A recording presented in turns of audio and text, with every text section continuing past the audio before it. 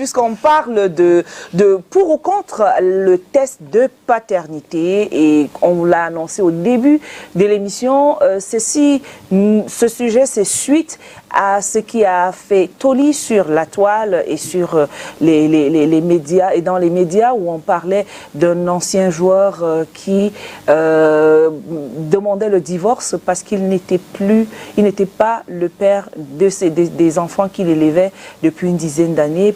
Pourquoi?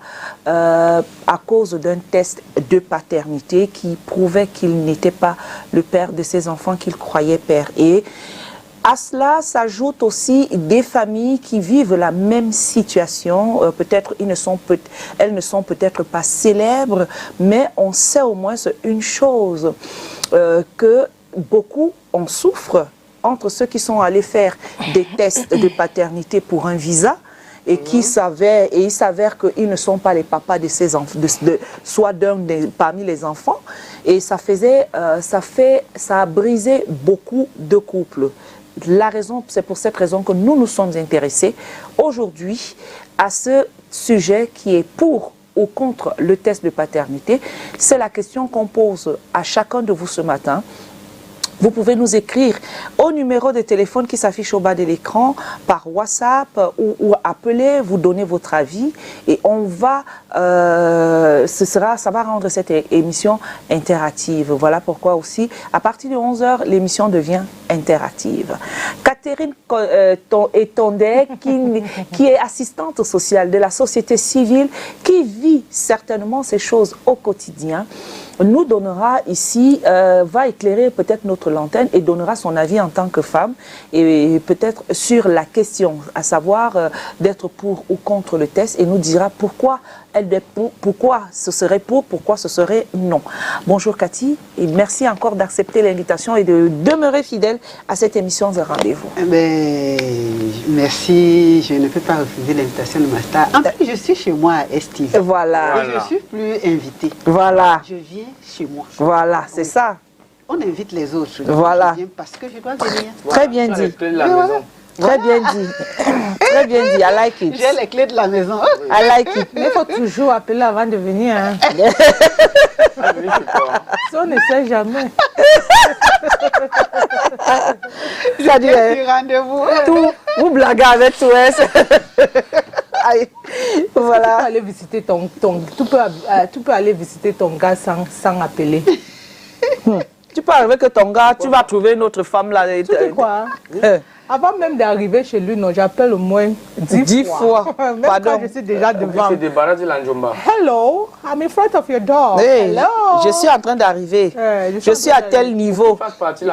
Oui. Mais oui, pour éviter le scandale. Yes. Oui. Ce sont ces choses-là qui ont fait en sorte que les tests de paternité, on commence à les faire parce qu'il n'y a plus la confiance. Les relations de couple, les relations amoureuses doivent être basées sur la confiance.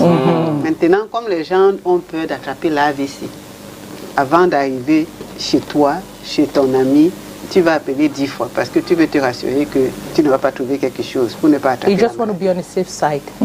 It's important. Finalement, comme on avait dit lors d'une émission ici même, les hommes ont créé le business de l'infidélité. Et les femmes ont développé ce business. Elles sont nombreuses là-dedans, donc du coup, on retrouve beaucoup d'enfants. Oui, c'est devenu comme un business. Les hommes ont créé l'infidélité, les femmes ont développé l'infidélité. Oui, ça devient le business. On a développé, oui. Dixie Cathy Etondé, je note ça. On se plaint, on dit que non, il n'y a pas de problème, l'infidélité est bien. Mais comme ils vont faire l'infidélité avec les femmes... I hope you're covered with insurance.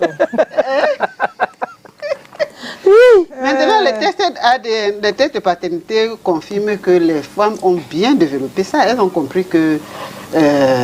Infidelity is a norm. Oui. Nous tous, on peut faire ça. Hein? Et là, ça commence à créer... Voilà, ça commence à créer... Ça va même créer beaucoup de problèmes parce que les femmes ne se laissent plus faire. Et beaucoup de familles, dans beaucoup de familles, les gens seront dessus et les enfants seront de plus en plus malheureux. Parce que vous imaginez, par exemple, les enfants de la famille dont on est en train de parler, quand ils découvrent que, en fait, on nous avait présenté tel père, donc ce n'est même plus le père, c'est maintenant l'autre qui est le père, et que le monde entier est au courant. Est-ce qu'on a pensé à la santé mentale de ces enfants-là quand ils vont grandir? C'est les enfants qui partent à l'école. Et même si à leur âge-là, les gens ne lisent pas, ça part dans les réseaux sociaux, leurs parents peuvent lire et puis ils font les commentaires à la maison. Arrivé à l'école, on va commencer à leur parler de ça. Donc quand on fait des problèmes, on doit faire attention. Est-ce qu'on pense seulement à ce que ça va donner dans la tête de ces enfants? Qu'est-ce qu'ils vont devenir? Parce que les plus fragiles peuvent se retrouver, je ne peux pas le dire pour que ça ne les encourage pas, ils peuvent se retrouver en train de faire des choses qui ne sont pas bonnes. Et ce sera la faute des parents. Bon, déjà, Madame Kantier-Tondel, je suis déjà contre le test de l'ADN. Je suis contre ça. Mais il s'avère que ma deuxième fille ne me ressemble pas. Voilà. S'il vous plaît, ne riez pas de ma vie. Oui, c'est important ce qu'il veut dire. Donc je suis face à un sociologue, je dois m'exposer. Je suis en train de remarquer que ma deuxième fille ne me ressemble pas. Et comme je suis contre le test de paternité, comment je peux faire pour savoir si c'est ma vraie fille sans passer par le test? La deuxième fille ressemble à qui? Il y a des choses que les scientifiques expliquent. On a par exemple dans certaines familles, moi j'ai dans la famille de, je crois, de la famille maternelle de mon père, il y a des gens qui ont un teint clair et d'autres qui sont noirs. Il paraît que nos anciens, nos grands-parents, il y en a qui ont un teint clair. Il y a l'artiste Makombela par exemple, c'est mon cousin direct, parce que nos grands-parents étaient des frères. Nous deux nous sommes noirs. Mais on a d'autres cousins, des cousines qui ont un teint clair. Alors que les parents sont noirs, ils ont ressemblé à nos grands-parents. Donc, il y a des choses comme ça, on se dit que il y a un problème, alors qu'il n'y a pas un problème. Donc, on doit faire attention. Je peux avoir mon enfant, il ressemble tellement à ma soeur. Moi, j'ai ma nièce qui me ressemble beaucoup. Et moi, je ressemble beaucoup à ma tante. Je ressemble tellement à une de mes tantes. C'est ce qu'on m'a dit. Un jour, elle a un ancien collègue avec qui elle a travaillé depuis plus de 20 ans. Et quand il me voit en route, il me dit que vous êtes la fille de Madame Tel. Alors qu'on disait que... Et ma tante, là, quand elle a eu l'enfant, on dit que l'enfant me ressemblait. Donc, si c'était les hommes, on allait dire que peut-être que c'est mon père là-bas, mais c'est des femmes.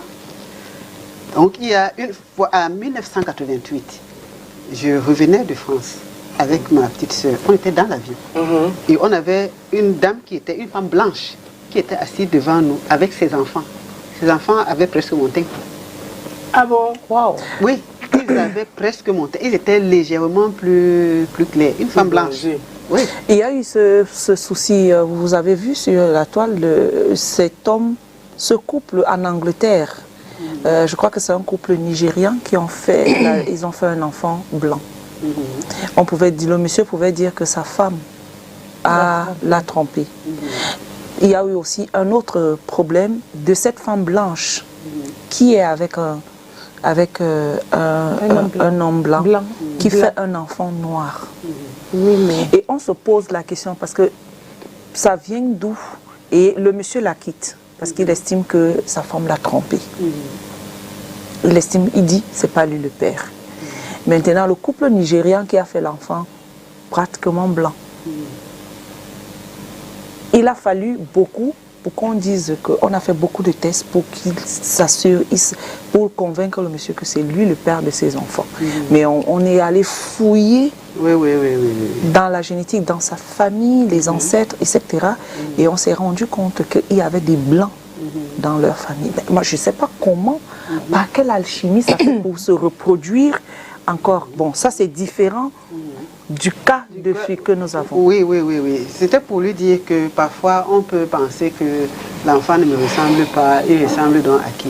Alors que l'enfant peut aller ressembler à une personne de la famille, du père ou de la mère, que nous on ne connaissons peut-être pas. Donc, comme Mireille Grasse dit, c'est différent des femmes qui trompent leur mari et qui font des enfants avec d'autres personnes. Wow.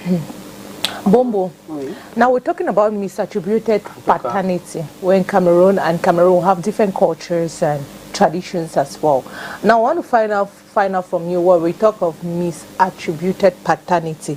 Now, how would maybe these are different cultures or traditional communities perceive paternity in relation to their social and political structure?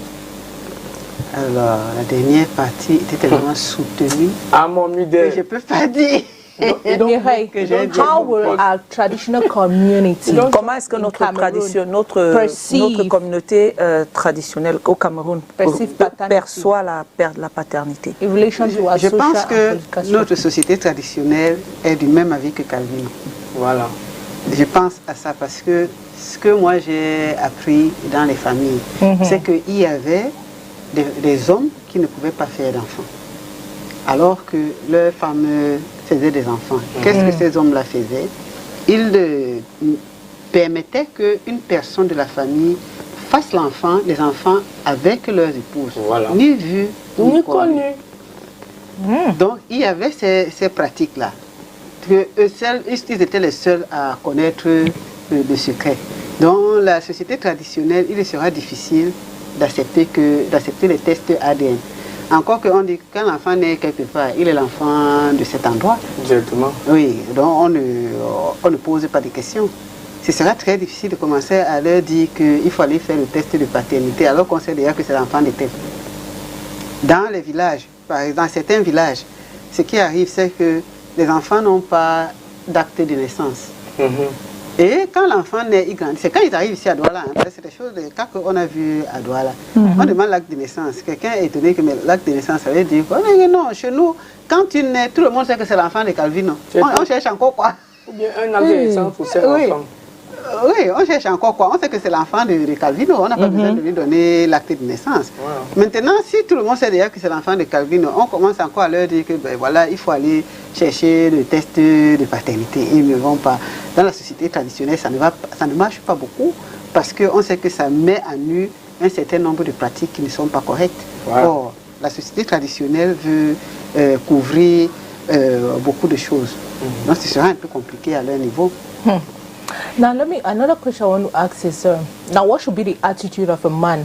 Let's say you get to discover, because we've read cases of men or fathers who discovered that the children they have been taken care of are not actually their biological kids, and at the end of the day, the anger, sadness and everything, they want to commit murder, or some will even commit murder, like kill the woman, kill the children or the child even.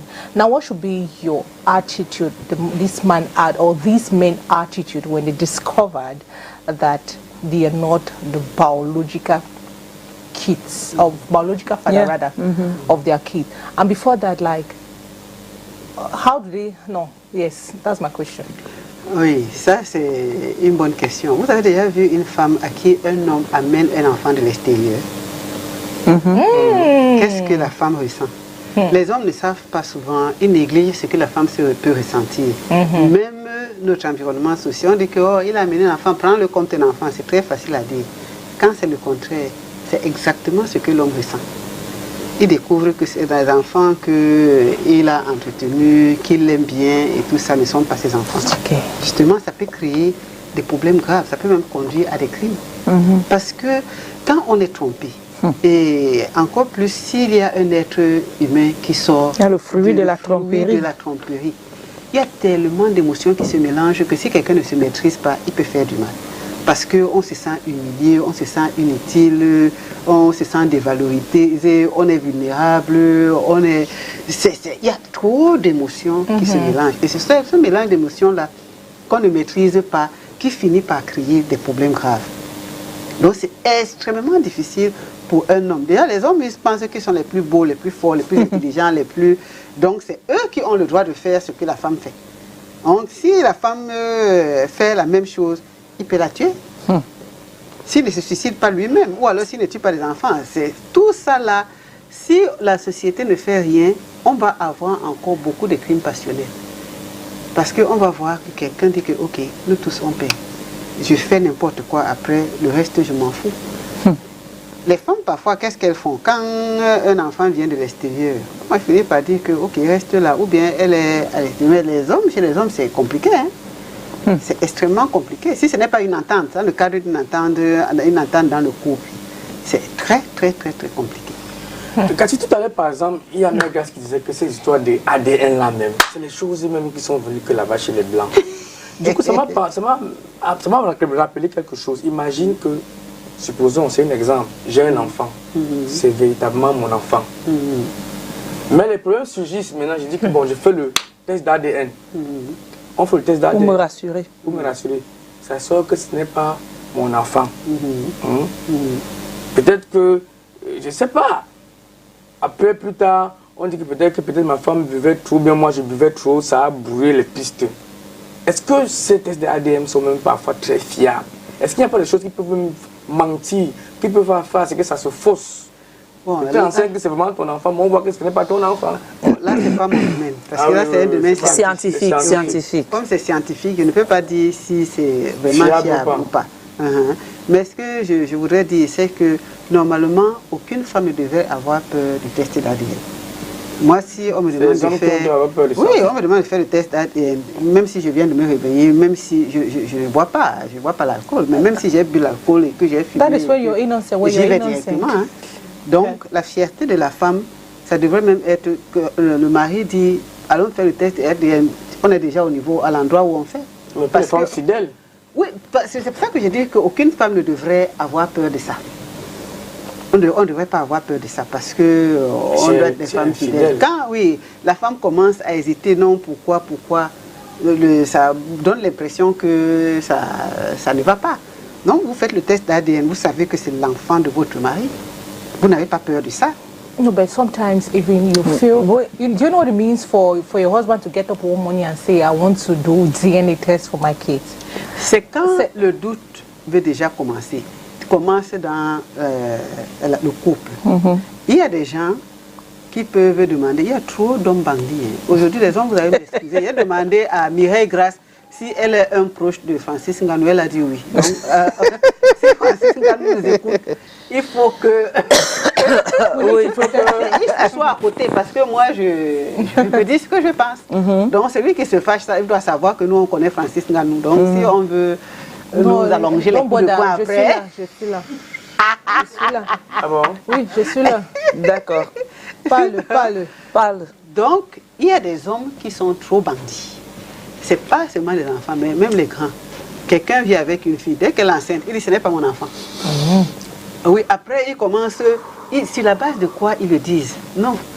Les jeunes, ils font souvent ça parce qu'ils ont peur. Les hommes irresponsables ont le réflexe de dire que ce n'est pas mon enfant. Donc, les tests d'ADN sont les bienvenus pour des hommes irresponsables qui refusent leurs enfants. Ils vont faire le test de paternité. Il y a des familles qui refusent le test de paternité parce qu'ils ne veulent pas que l'enfant est très jeune et tout ça. Ça a sa place. Maintenant, quand on est dans un cadre ordinaire, dans un cadre relativement normal, on est officiellement marié ou bien on vit en couple avec quelqu'un, la femme ne doit pas avoir peur de test ADN parce qu'elle est censée être fidèle à l'homme avec qui elle vit. Donc si on commence à hésiter, on commence à demander que pourquoi, que ce n'est pas bon, ça veut dire que peut-être qu'il y a un problème. Et bon, la femme peut se fâcher parce qu'elle se dit que mais donc, ça veut dire qu'il ne me fait pas confiance. On pense, pour moi, donc, à penser à ça quand il y a des indices. Il y a des indices parce que disons que les femmes sont aussi trop bandites maintenant.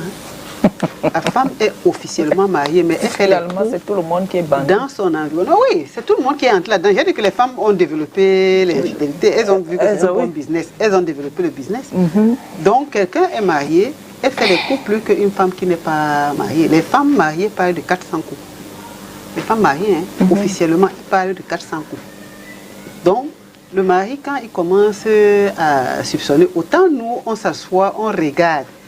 On a la finesse, on finit par savoir que l'homme, même s'il est méticuleux, n'importe comment, il doit nous tromper. Autant l'homme aussi peut avoir connaissance son épouse, connaissance sa compagne, il peut déceler des choses qui ne vont pas, essayer de dire que la femme, s'il y a quelque chose qui ne va pas.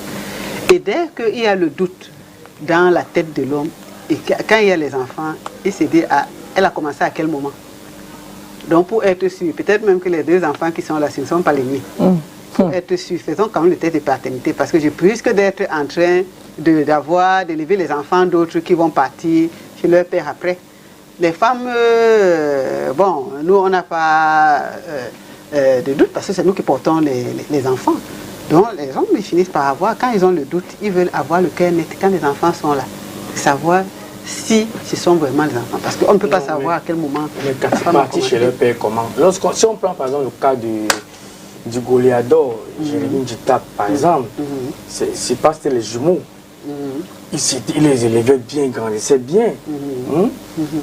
Comment est-ce qu'on peut imaginer que les enfants demain vont partir? Parce que c'est déjà, il a reconnu ses enfants sont ses enfants. C'est ça. Oui. Pourquoi donc, moi je pense que pourquoi donc maintenant, je sais que ça fait mal. Oui. Mais pourquoi chercher à rompre les choses? Maintenant, hein, le problème c'est que ces enfants-là seront au courant de ce qui se passe. Hein. Peut-être même qu'ils sont déjà au courant. Sûrement, c'est si la toile. lui-même, il ne leur dit pas que bon, partez chez votre père, ou bien leur mère dit que ok, partez chez votre père. Les enfants même, par curiosité, hein, ils peuvent chercher à connaître qui est leur père. Les familles, des couples adoptent souvent des enfants. Officiellement, on prend un enfant bébé. Quand il grandit, il se rend compte qu'ils sont pas ses parents. Il commence à chercher qui est son père. Les mères porteuses, elles finissent de porter l'enfant, elles déposent. Après, elles-mêmes viennent chercher les enfants qu'elles ont déposés quelque part. Ou bien les enfants, quand ils découvrent, ils veulent savoir qui est leur parent biologique. Le sang est très fort. Donc, c'est pour ça qu'on fait attention. L'enfant peut dire que ah, donc, tu n'es pas mon père. Ok, quand tu m'as même grondé hier, là, je te veux plus, je pars chez mon père. Tout peut arriver. Ici, il voit que son père fait le toc, toc, toc, toc, toc, il court les chaussures. Il va laisser Jérémy Djitap pour partir voir son père. Non, le sang n'a pas ça. C'est nous qui faisons les calculs dans la tête. Si quelqu'un a un parent... Non, si tes parents sont pauvres, tu vas les refuser. Non, je ne dis pas. Tu ne vas pas les refuser. Oui, maintenant, si quelqu'un découvre que ça, c'est mon père, s'il est même riche, il va dire que ok, je change ta vie. Il peut décider de changer sa vie. Donc, c'est pas parce que l'autre a l'argent et que le père biologique n'a pas. Maintenant, ça dépendra de beaucoup de choses. Quels sont les rapports qu'ils ont eus avec leur père biologique? Qu'est-ce que leurs parents leur mère leur a dit? Comment eux-mêmes, ils considèrent le problème qu'il y a eu et tout ça? Parce qu'il y a des gens qui partent pour plusieurs raisons. Il y a des choses qui arrivent accidentellement. Ça dépend de l'histoire qu'on va raconter derrière tout ça. Donc c'est ça qui va faire que les enfants soient déterminés. Mais sachant que tout ce qu'on est en train de dire là, nous sommes en train de détruire les enfants là mentalement. Hein. Les gens qui mettent cette histoire sur la toile et tout ça, pensez à ces enfants. Et c'est des adolescents. Moi, tel que j'ai vu, c'est des adolescents. Les adolescents sont très, très, très fragiles. Donc, lui-même qui a fait le test de paternité, il va certainement avoir d'autres enfants. Il va passer son temps à faire le test de paternité parce que, étant donné qu'il sait que ça peut arriver, la femme même qui va avoir maintenant, ce sera difficile. Il faut qu'il revienne tout sur terre et qu'il soit posé, il soit calme. Mais pensons à ces enfants-là qui sont en train de subir cette situation. Kathy, let me ask a question. Mirai told us a story about a guy that discovered that his parents are not actually his biological parent, and all of a sudden he got traumatized and he started living this wayward life. Now, as a parent, how do you get to reveal to your kids that your father, the person you've been calling father daddy for maybe 5-10 years, is not actually your biological father? Like, how do you tend to reveal it to them without necessarily without it affecting them or traumatizing them? Je pense que c'est facile à dire. C'est pas facile. Généralement, ça doit venir dans les cas quand il y a des problèmes comme ceci. Ceux qui disent facilement, c'est des enfants, c'est des femmes qui se sont mariées et dont les maris ont reconnu les enfants qu'elles ont amenés. Ils ont reconnu volontairement les enfants, sachant que c'était pas leurs enfants. Donc, je prends mon fils, je vais en mariage. Il est bébé peut-être. Mon mari reconnaît volontairement mon mari. Bon, avec le temps, je peux lui dire que ton père t'a reconnu, et mon mari t'a reconnu et tout ça. Ça, c'est plus facile à expliquer. Mais si je suis en couple officiellement mariée. Je n'ai pas ramené un enfant de chez moi. Et les enfants que j'ai sont censés être les enfants de mon mari. Maintenant, je leur dis que non, ce n'est plus votre père ici, c'est le père là-bas. Les enfants vont dire, la première impression que les enfants vont avoir, c'est que notre mère n'est pas sérieuse. C'est vrai. Première impression. C'est vrai. Je ne suis pas sérieuse. Et quels sont les mots que je vais trouver pour pouvoir leur expliquer que ce n'est plus celui-ci, mon père, votre père, c'est plus l'autre. Qu'est-ce qu'on va mettre dans ce discours? Quelles paroles on va mettre pour rassurer les enfants? Au début, comme c'est un truc qui fait beaucoup de bruit, les enfants peuvent avoir tendance à aller vers leur mère. Bon, ce n'est pas notre père, mais s'ils étaient aussi attachés à leur père, comment il va faire? C'est à elle maintenant de trouver les mots pour pouvoir leur expliquer que il n'est pas leur père. Je me demande bien comment. C'est un truc qu'il va falloir faire avec beaucoup de recul, beaucoup de calme. Mais le plus facile, ce n'est pas de vouloir se justifier. Non, parce que quand on se justifie là, on ajoute encore d'autres problèmes. Moi, c'est mon point de vue. Dire que voilà, je regrette, il y a eu telle chose, c'est une erreur grave que j'ai commise. Excusez-moi. Comme ça, l'incident est clos. Les enfants savent que notre mère a commis une erreur. Elle regrette, elle a demandé les excuses, on continue. Mais si elle cherche à se justifier, c'est parce qu'il y a eu telle chose. Elle va se justifier, lui va se justifier. Sa soeur allait se justifier à la télé. Les autres sont... on va tellement se justifier qu'on va embrouiller les enfants complètement. Or, cette maman peut les prendre et pour apprendre le courage de les prendre et de leur dire voilà la situation. Je m'excuse, l'incident est clos. Quand on a déjà fait ça, et ça arrange même avec l'ancien père, on a fait, arrangeons ce problème doucement. Parce que c'est des personnalités publiques, c'est des gens qui sont connus. Aujourd'hui, ça semble calme. Demain, s'il y a encore quelque chose, on va encore aller puiser dans la même famille pour dire que voilà encore un détail qu'on ne vous avait pas dit. Par contre, s'il y a eu des excuses sincères, si le problème a été reconnu et elle a accepté les erreurs qu'elle a commises, même si on va puiser encore n'importe quoi, on sait que c'est une histoire qui est réglée. La personne qui va aller puiser là-dedans va rester dans cette histoire seule. Moi, je crois que c'est la seule solution qu'elle a.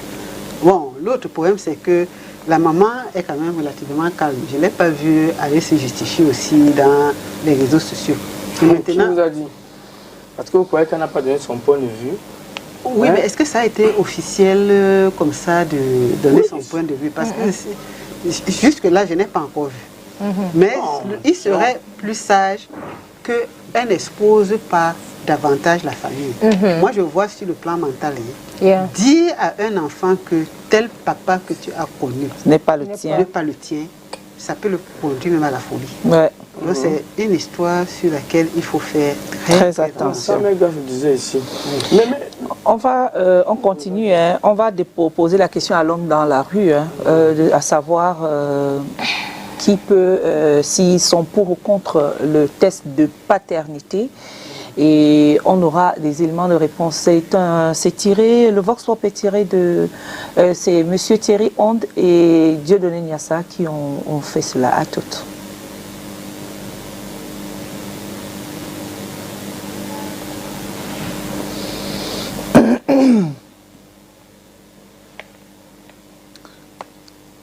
Vox Pop. L'homme dans en même temps.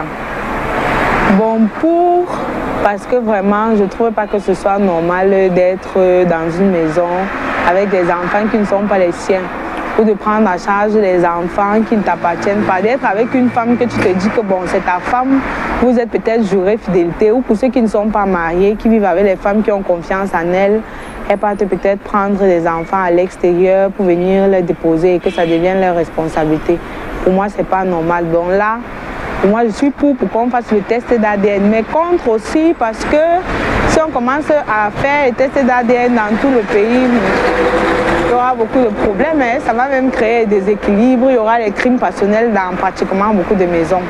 Donc vraiment, autant mieux Pour moi, autant mieux laisser les choses comme elles sont. Chaque parent aime l'enfant en se disant que c'est son enfant, au lieu de découvrir et tuer la mère et tuer l'enfant. Donc c'est compliqué, c'est un sujet compliqué. Pour ou contre, je dirais pour et contre en fait, parce que nous sommes en Afrique et on sait tous qu'en Afrique, l'enfant appartient à tout le monde. À partir du moment où tu donnes ton éducation à un enfant, c'est ton enfant. Donc pour ma part, ça n'a pas sa place. Mais bon, ça a sa place à partir du moment où il y a un doute. Du côté peut-être du père.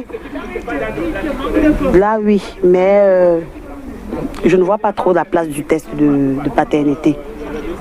Pour ma part, c'est mon avis. Parce que le problème avec l'Africain, c'est que nous, personnellement, nous voudrons copier l'Occident, les Occidentaux. Eux, ils ont cette facilité-là. En Afrique, une femme peut aller en mariage chez un homme avec ses enfants qui, finalement, deviennent les enfants de cet homme-là, à part entière. Le père, c'est celui qui donne son éducation. Le père, c'est celui qui s'occupe de l'enfant, pour ma part. Mais maintenant, je ne vais pas aussi rejeter le fait qu'on peut avoir recours à un test de paternité. Ça dépend des raisons. Pour le test de paternité, vu que lorsque vous êtes avec une personne dans votre vie et que pendant certains moments vous soupçonnez, vous avez certains doutes de son infidélité. Parfois vous doutez des enfants, vous avez plusieurs enfants et puis vous avez des doutes vu qu'elle vous montre pas suffisance qu'elle vous aime. Donc ça peut arriver que vous doutez aussi de vos progénitures. Et pour être certifié, pour être calé, il faut ce test. Parce que vous pouvez rester avoir un doute et ça vous ronge. Peut-être vous faites aux enfants, alors que vous faites aux enfants ce qu'il ne faut pas, alors que c'est vos enfants ou ce ne sont pas vos enfants. Mais je pense que pour être clair, pour avoir moins de soupçons dans le couple, c'est mieux de le faire. C'est mieux de faire un test, mais pas forcément, parce que faire aussi un test où peut-être vous n'avez aucun problème, vous vivez une belle vie. Faire un test de paternité, parfois, ça peut créer des troubles. Donc, on peut aussi argumenter dans le contre, mais moi, je pense que faire un test de paternité est vraiment nécessaire, surtout dans un couple qui n'est pas vraiment stable. Le test de paternité, vraiment, je n'ai rien contre et je n'ai rien pour, parce que pour moi, puisqu'on adopte les enfants, quand on adopte les enfants, nous devenons leurs parents. Alors, est-ce qu'on a besoin de test de paternité en ce moment-là? Donc, le test de paternité, pour moi, vraiment, du fond du cœur, je crois que ça ne vaut pas la peine de faire le test de paternité. Si on a un enfant, même si c'est notre épouse qui a amené l'enfant, ou bien il l'a fait, même déjà dans le mariage, l'enfant devient mon enfant automatiquement. À partir du moment où nous avons l'acte de mariage, donc l'enfant devient mon enfant. Le test de paternité, ça va engendrer d'autres problèmes entre non seulement les deux époux, mais aussi avec les deux familles. Le test de paternité, donc pour moi. Alors, Cathy, la vie des hommes et des femmes quand même sur cette problématique. Oui, donc, les avis sont partagés. Donc, il y a la première dame qui est passée là, qui disait que si on va faire des tests de paternité, ça risque de créer beaucoup de crimes passionnels. Et elle a raison. Oui, elle a raison, parce qu'on risque de découvrir beaucoup de choses dans la famille. L'autre dit que dans notre société traditionnelle, l'enfant appartient à tout le monde. Le monsieur qui est passé en dernier, lui aussi trouve que ça ne vaut pas la peine de faire le test de paternité si on a déjà élevé un enfant. Chacun a son idée. Oui, si on a adopté un enfant, oui, chacun a son idée là-dessus. Mais il faut quand même laisser le test de paternité à sa place. Ça va faire que les gens réfléchissent avant d'agir. Oui, avant d'agir, parce que les femmes qui sont instables là, qui trompent leurs hommes, quand elles vont savoir que le test de paternité est là, elles vont quand même faire attention aussi. Yes, c'est ça. Oui, elles vont faire attention, ça peut dissuader. It's just like a couple based on what the other lady said, like for me, I feel, or I'm just thinking aloud, that what if maybe all hospitals in Cameroon, when a woman is pregnant, like paternity testing should be one of the compulsory tests a woman should do while pregnant. Maybe it's going to reduce the high rate of maybe crime, like she earlier mentioned, that si on commence à faire les tests paternité, ça peut créer les problèmes. So I'm just thinking aloud there, like it should not, it's just like HIV. It's something that you just go to the hospital, tell you to do it automatically, if whether you're infected or not, they'll have to do it to you. So what if, like, in order to reduce this aspect of misattributed paternity, maybe, right, if hospitals can just implement it, it should be a compulsory test for every pregnant woman to do. Là où c'est cher d'abord, là, seulement le test d'ADN là. Non, on peut revoir. 100 000 francs déjà. Maybe on peut revoir le prix, because if it becomes compulsory, obviously they're going to reduce the price, and obviously. Donc ça veut dire que tu es pour le test de paternité là. Yes, of course, I'm for paternity testing. Yes. C'est très dangereux comme ça. It's also dangerous. It's also, you can also kill somebody mentally when he gets to discover that he has been for years. Mira, do you know what it means for you to, like, just like what this footballer went through? You've been taking care of a child for 15 good years. Let's say you're 17 years and you've been struggling to have a child, and God blessed you and your wife with twins. You understand? And for that 15 years, you've been taking care of that child. They're all grown up. And they're doing well for themselves. Just for you to discover, you know that at your age where you are now, there is no way you cannot impregnate a woman. Just for you to discover that those children are not yours. Do you know what it means? C'est ce que Cathy est en train de dire en parlant de psychologiquement, les enfants vont être atteints, etc. Donc, il y a beaucoup de conséquences. Oui. Même le monsieur y compris. Donc, ils vont être atteints. Donc, maintenant, mais on était dans à l'époque, les parents faisaient des enfants. Il y avait des femmes, qui trompaient, faisaient des enfants avec d'autres hommes, et le monsieur savait que c'est lui qui est le père de l'enfant, et elle n'a jamais fait savoir à son mari que c'était lui le problème, qui avait les problèmes de fertilité. Mais c'est plutôt, et elle est allée ailleurs et elle a vu que ça a donné, et là elle reste bouche bée jusqu'à la fin. Parfois c'était des arrangements.